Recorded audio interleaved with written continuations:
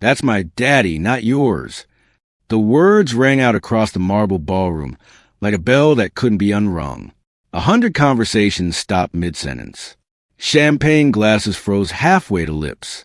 A 3-year-old girl in a second-hand yellow dress stood in the center of the Whitfield family's summer gala, pointing a small wooden bird at the host of the evening, her chin trembling but her voice sure. No one in that room expected the next 10 minutes to change for lives forever. Stay with me until the end, because what happens after that little girl speaks is not what you think. Hi, and welcome back if you're a regular here, and welcome for first time if this is your first visit to the channel. Before we dive into tonight's story, drop a comment and let me know what city or country you're watching from tonight. I love seeing how far these stories travel. If you're new, consider subscribing, because we bring you a new emotional story like this every week, and I promise you, this one has an ending that will stay with you long after the video ends. Now, let's go back to where it all began, 3 months before that party, in a quiet coastal town called Millhaven. Elena Reyes had not planned on becoming anyone's maid. 6 years ago, she'd been studying to become a nurse, working night shifts at a diner to pay her tuition, and dreaming of a small apartment with a window that caught the morning light. Then her husband, Daniel, was killed in a car accident on a rain-slick highway just 4 months before their daughter was born. Elena buried her husband, dropped out of school, and learned to survive on double shifts and borrowed time. Her daughter, Sophia, was born that winter, a small, fierce baby who grew into a small, fierce toddler. Sophia carried everywhere she went a tiny wooden bird, hand-carved, worn smooth at the edges. It had been her father's. Elena had given it to her on her 2nd birthday, and Sophia had never once let it out of her sight since. She talked to it. She fed it invisible crumbs. She told it secrets she wouldn't tell anyone else. When Elena's nursing school money ran out and rent came due, a family friend mentioned a housekeeping position at the Whitfield estate, a sprawling coastal property owned by a man named Marcus Whitfield. Elena almost didn't apply. She had never worked as domestic help before, and the idea embarrassed her in ways she couldn't fully explain, even to herself. But she had a daughter to feed, and pride doesn't pay for daycare. Marcus Whitfield was not what she expected. He was in his late 30s, self-made.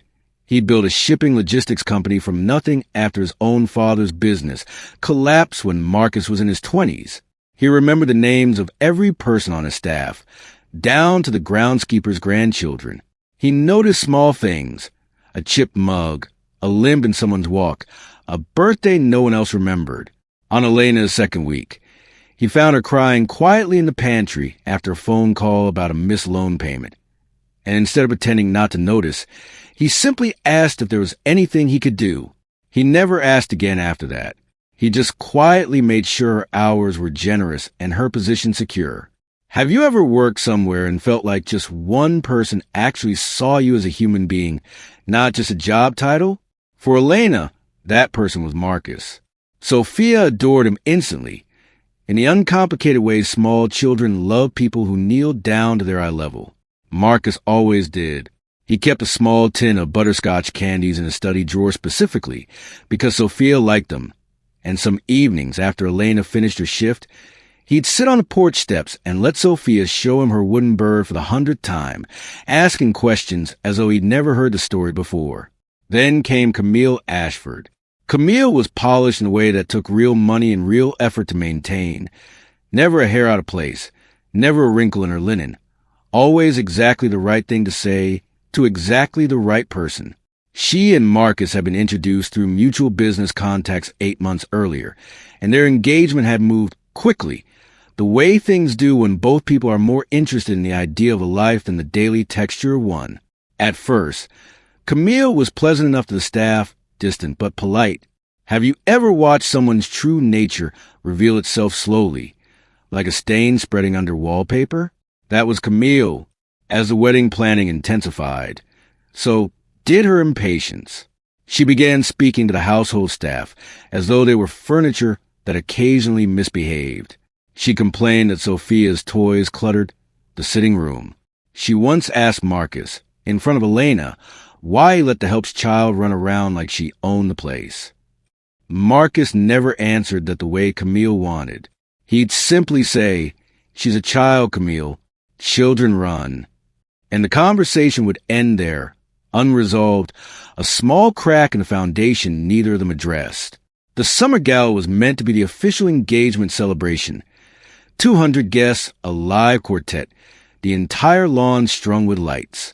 Elena had been asked to help oversee the catering staff that night, and against her better judgment, she let Sophia tag along in the kitchen wing. Promised she'd stay out of sight.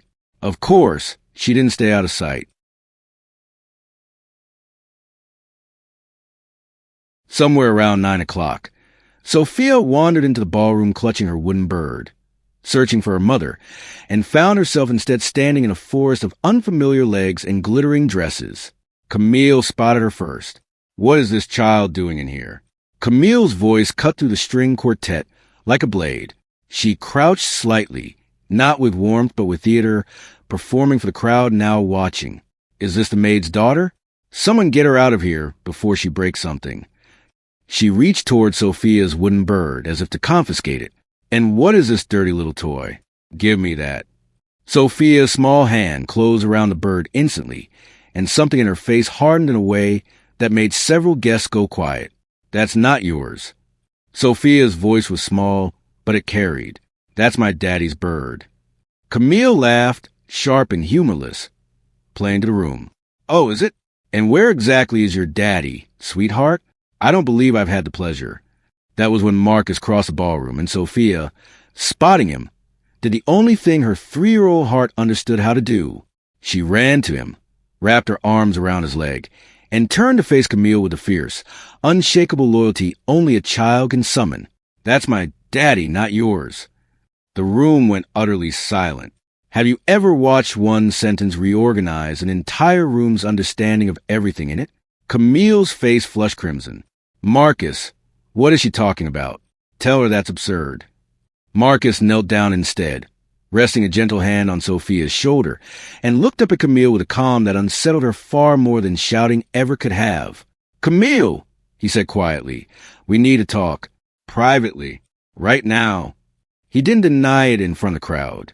He didn't confirm it either. He simply lifted Sophia into his arms. She went easily, resting her head on his shoulder, still clutching her bird, and asked from the staff to find Elena immediately. Elena arrived breathless, mortified, already apologizing before she'd fully entered the room. Marcus stopped her with a single raised hand, not unkindly. "You have nothing to apologize for," he said. Then, turning to Camille, he asked the caterers and guests to give them the room. What Camille didn't know, what almost no one at that party knew, was the truth Marcus had been carrying quietly since Elena's first week of work. Marcus's younger brother, Thomas, had died in a car accident 4 years earlier on a rain-soaked highway outside Millhaven. Marcus had been estranged from Thomas at the time, the two brothers having drifted apart after their father's company collapsed and old resentments hardened between them. Marcus hadn't even known his brother had married. He hadn't known about a wife. He certainly hadn't known about a daughter on the way. It was Elena's late husband's full name on her job application, Daniel Thomas Reyes, that had stopped Marcus cold on her very first day. A conversation, careful and disbelieving at first, had confirmed it days later. Elena's Daniel and Marcus's Thomas were the same man, who had legally changed his first name years earlier to distance himself from a difficult childhood.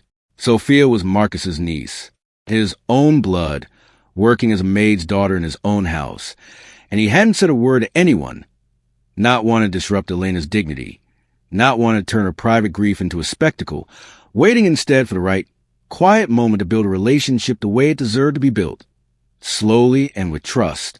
To a 3-year-old who had never had a father figure kneel to her level and remember her butterscotch order, Uncle and Daddy had simply blurred into the same warm, safe idea.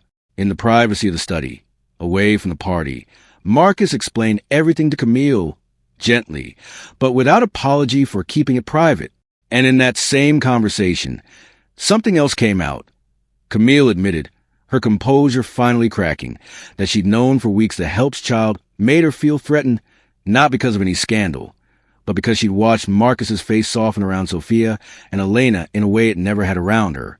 "You look at that little girl," Camille said quietly, "the way I always wanted you to look at me."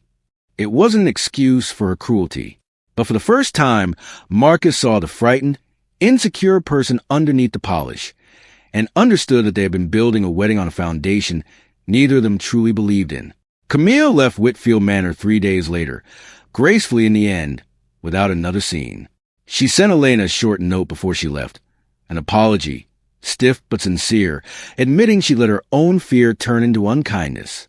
It wasn't forgiveness undone in an instant, but it was honest, and Elena appreciated that more than she expected to. The month that followed unfolded slowly, the way real healing does. Marcus didn't rush to fill any role. He simply kept showing up for dinners, for bedtime stories, for the quiet Sunday mornings when Sophia would climb into his lap on the porch and make him listen to her wooden bird's adventures for the 1,000th time. Elena watched her daughter bloom in the presence of a man who had every reason to walk away from complication and chose, instead, to lean in.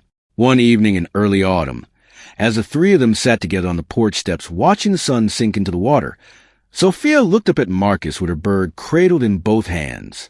"Uncle Marcus," she said carefully, testing the new word, "can the bird meet Grandpa Thomas someday?" Marcus's throat tightened. "He'd have loved that, sweetheart," he said. "He'd have loved you." Elena reached over and squeezed his hand, not as an employee, not as a stranger, but as someone who had, without either of them planning it, become family. Nothing was rushed. Nothing was declared. But something steady and true had quietly taken root where a party's cruel words had once tried to tear something down. Sometimes the people who see us most clearly aren't the ones closest to us by title, but the ones who kneel down to actually look. Dignity isn't loud. It doesn't need to defend itself in a crowded room. It simply waits to be recognized by someone willing to see it. What would you have done in that ballroom if you'd been the one to hear a 3-year-old's voice cut through the silence? If this story moved you, give it a like and subscribe so you don't miss next week's story. Tell me in the comments which moment hit you hardest. Was it Sophia's voice cutting to the room or Marcus kneeling down without a word of denial? If you know someone who needs a reminder that quiet kindness always outlasts cruelty, share this story with them. Until next time, take care of each other.